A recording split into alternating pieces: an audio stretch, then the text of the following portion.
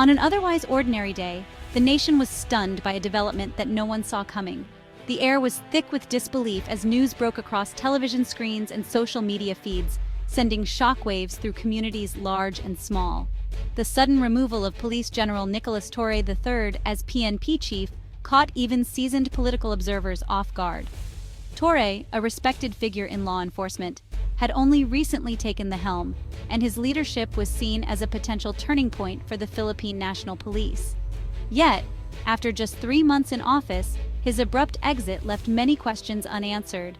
The brevity of his tenure only deepened the sense of mystery, as such a swift change at the top is almost unheard of in the PNP's storied history. The order for his removal, signed by Executive Secretary Lucas Bersamin, came directly from the highest office in the land.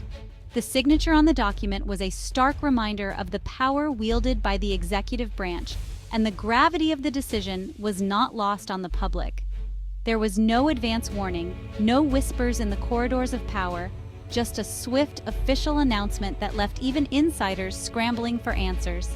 The lack of explanation from authorities fueled a wave of speculation and concern about the stability and direction of the police force. Officers and citizens alike wondered what could have prompted such a dramatic move. Malacañang's official statement was notably brief, confirming the leadership change but offering no insight into the reasons behind it. The silence from the palace only added to the growing sense of unease.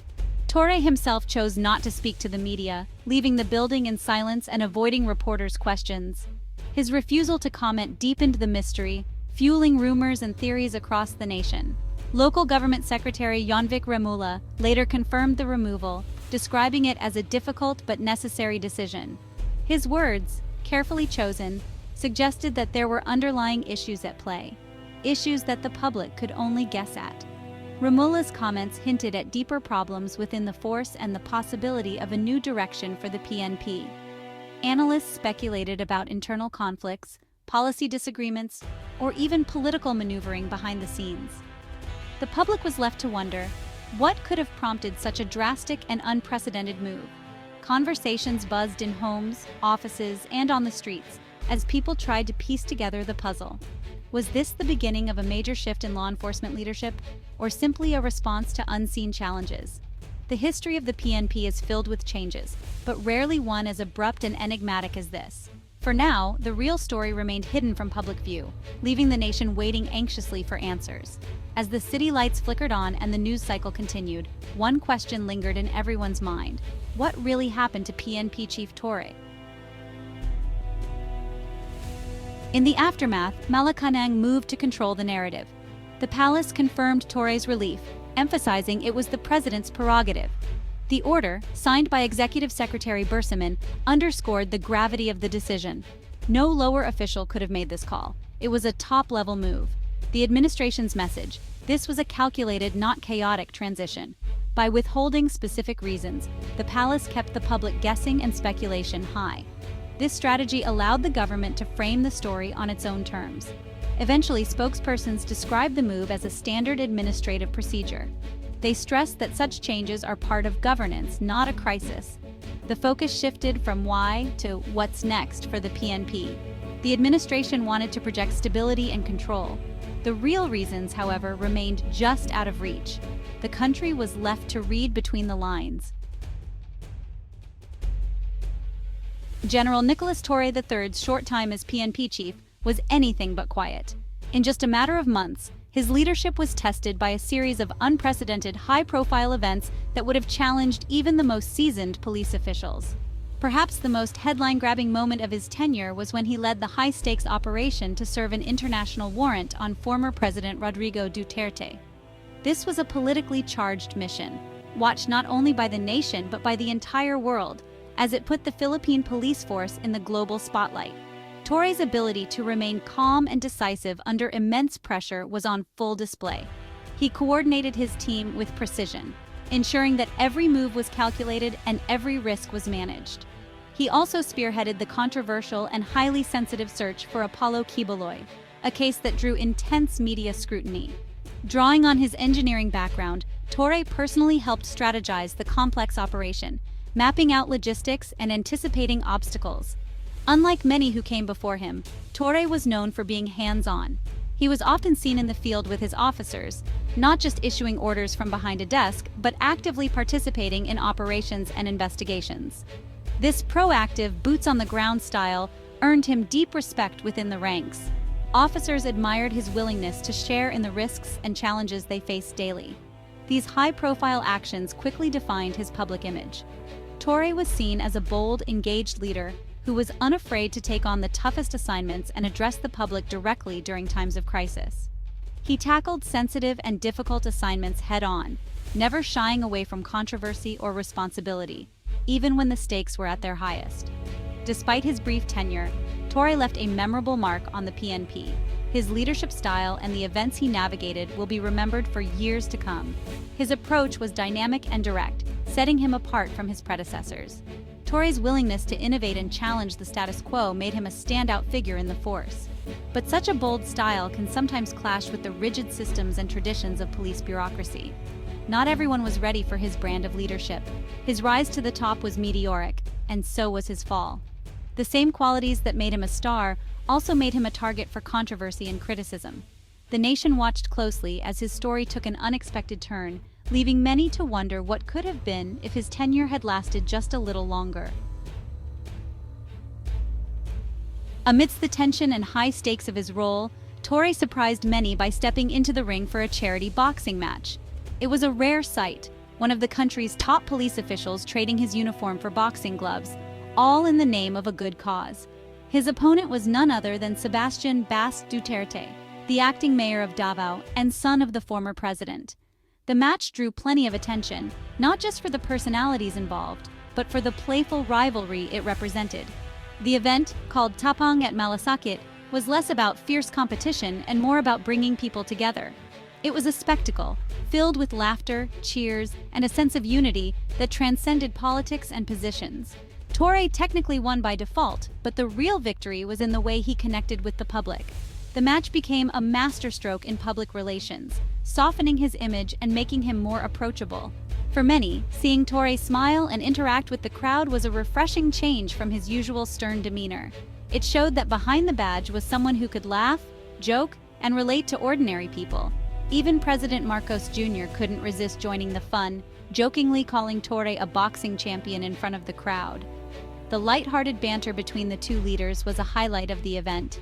This camaraderie with the president made Torre's later removal from his post all the more unexpected, leaving many to wonder what had changed behind the scenes. The boxing match quickly became a memorable footnote in Torre's career, replayed in news clips and social media posts as a symbol of his more human side. For a brief moment, Torre shed the image of the stern police chief. He became relatable, approachable, and even a bit of a folk hero to many Filipinos who saw themselves in his willingness to step out of his comfort zone. The nickname, the Boxing General, stuck, if only for a while, reminding everyone that even those in power can have lighter, more playful moments. The event highlighted Torre's willingness to engage with the public in new and unexpected ways, breaking down barriers and building goodwill. But as the cheers faded and the gloves came off, the mood would soon shift back to the serious and demanding realities of his position, reminding everyone that such lighter moments are rare in the world of law enforcement. The real reason for Torre's removal soon surfaced. It wasn't scandal or failure, but a fundamental clash over authority.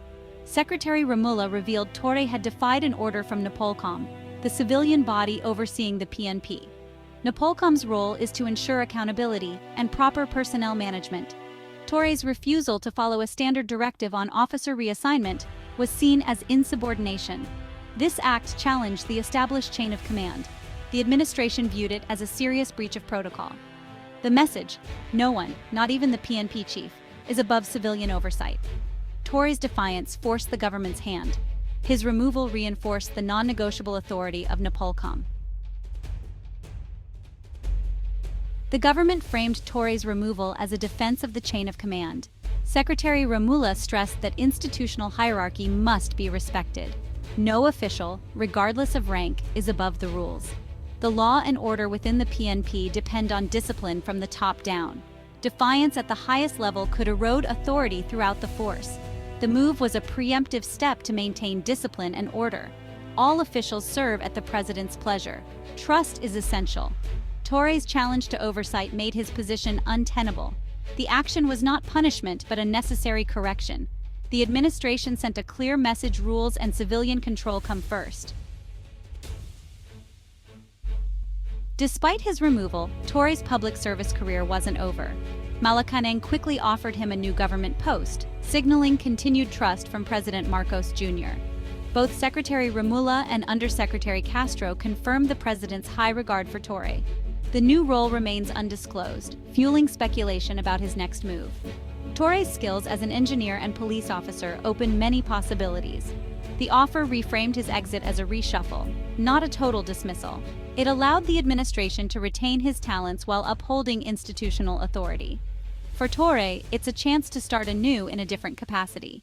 His story in public service is far from finished. Torre's sudden removal ignited intense public debate. Many praised his leadership and questioned the wisdom of losing a proactive chief over an administrative issue. Others, especially those in law and governance, supported the move, citing the importance of civilian oversight. Analysts saw it as either a power play or a clash between dynamic leadership and rigid bureaucracy. The event sparked speculation about the next PNP chief and the future direction of the force. Names of possible successors quickly circulated. The transition is a critical moment for the 230,000-strong police force. The president's choice will signal his priorities for law enforcement. The nation and the PNP now await the next chapter.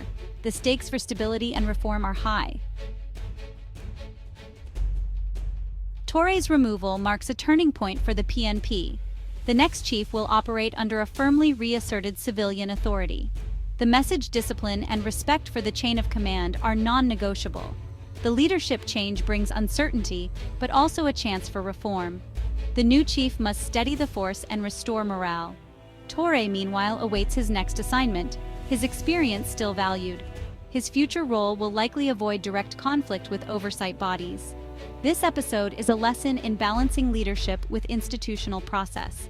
Performance matters, but so does respect for the rules. As the PNP moves forward, the lessons from Torre's tenure will shape its future.